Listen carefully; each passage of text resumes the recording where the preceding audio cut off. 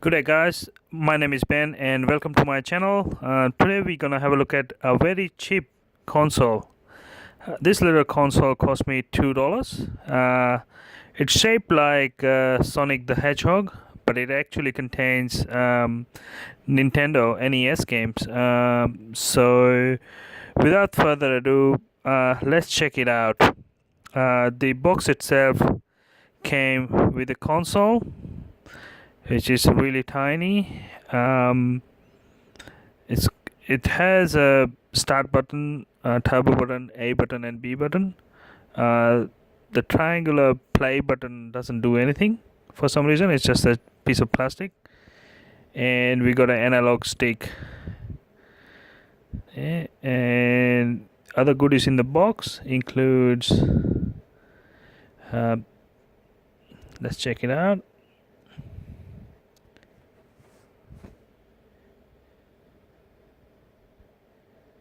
So it just includes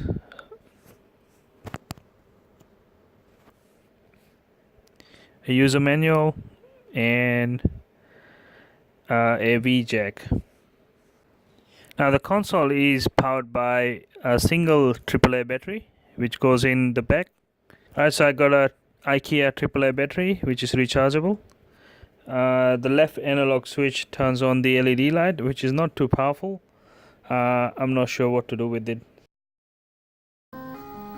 So we have the welcome screen with two languages, English or Chinese. We go in and some set of games. Let's play Contra, the usual Contra with multiple settings on it. So I've chosen the 30 life version. The picture quality is alright. The buttons are pressing well at the moment. Yeah, the analog stick is finicky. It's not great. It's not very responsive, and when I'm trying to hit the diagonals, it's not working as well as a D-pad. So I'm gonna see what I can do with that. Maybe replace with a normal D-pad. It's not a huge problem with some slow-paced games, but games like Contra, it's a huge problem. I'm trying to hit the gun guy and trying to jump across, and I can't press the move forward and jump button together. So see how I'm failing to make that jump. Trying to jump again, and yep, okay, so it took me a few attempts to get there, but in the end I got eventually. So the controls are not great. Let's get out of this game and try Super Mario. I'm gonna turn down the volume so I don't get Nintendo strike.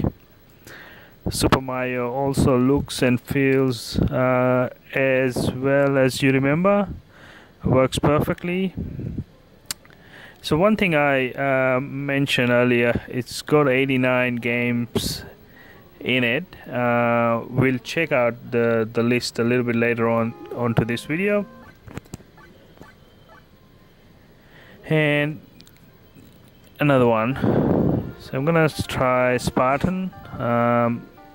Again, the game works alright.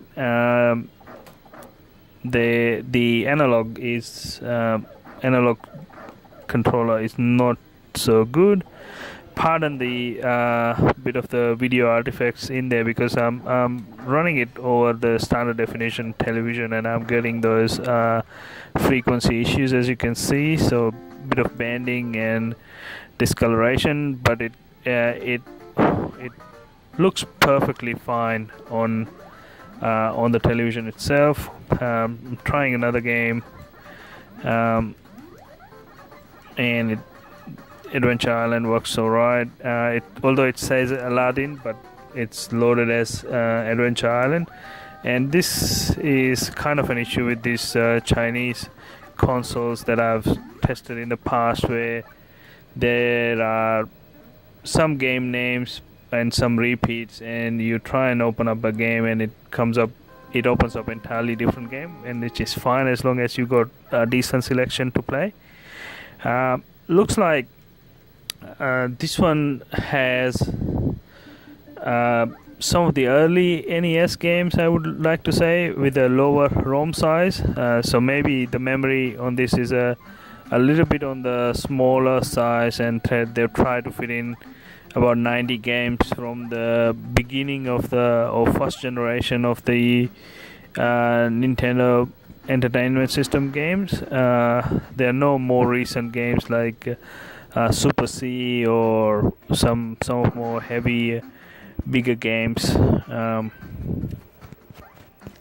I'm I'm playing a game called The Goonies here. If you haven't watched the movie, absolutely fantastic.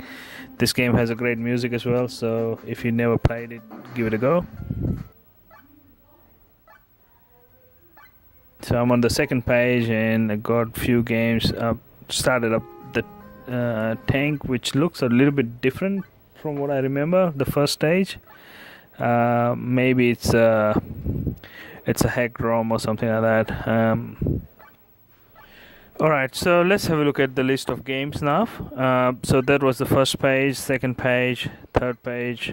On the third page we have Macross, Kung Fu, Road Fight, Circus, Galaga, Desert Tank, which I never played, Mario Bros, Lord Runner 1, we got Lord Runner 2, Dig Dug, 5 Chairs, Bomberman, Pooyan, Luna Ball, Ice Climber, we got Nuts and Milk, Olympic, Frontline. I think it's a good game. I've tried it in the past. City Connection, decent game as well. Donkey Kong 1, 2 and 3, Excite Bike, got Ninja something, we got Popeye, Karateka, Othello, Formation, I'm not too sure, Balloon, maybe Balloon Fight, Sky Destroyer, Pac-Man and Exerion. You got Joust, Galaxian, and it looks like some of the games have started to repeat. So as you can see here, looks like that's one of the stage in Ice Climber, Birdweek, I don't know. Sea Adventure, definitely one of the stage on the Adventure Island. Happy Island, yes, so definitely. So there are probably around 55, I want to say 55 unique games, and then from 55 on there are repeats, maybe stages within the games, so they are not unique games, so to speak. Alright, so let's open it up and see what's inside this little unit. There are 4 screws on the back, Philip heads, so you should be able to quickly and easily remove it. Once you remove those screws, the lid should pop off. There are no other tabs or anything like that, so the lid should pop up easily like that. And we got the main chip in here, which has all the ROMs and the logic stored in one. Basically some capacitors which are probably needed to convert the 1.5 volts to provide more power, the singular headphone jack. So I'll try and see if I can remove the analog stick and just replace with a 4 standard button, which I can use it as a D-pad, and probably gonna remove the LED light as well, and try and see if I can integrate everything into a single package with a screen and a charger and the rest. That would be an exciting project. For a couple of bucks, I think you can't get wrong with these. I really like the selection of games, just the basic NES games, and you should be able to get good value out of it. Alright guys, that's it for this video. If you really like this video, please hit the like button and subscribe button, and I'll be posting more awesome videos like this. Thank you.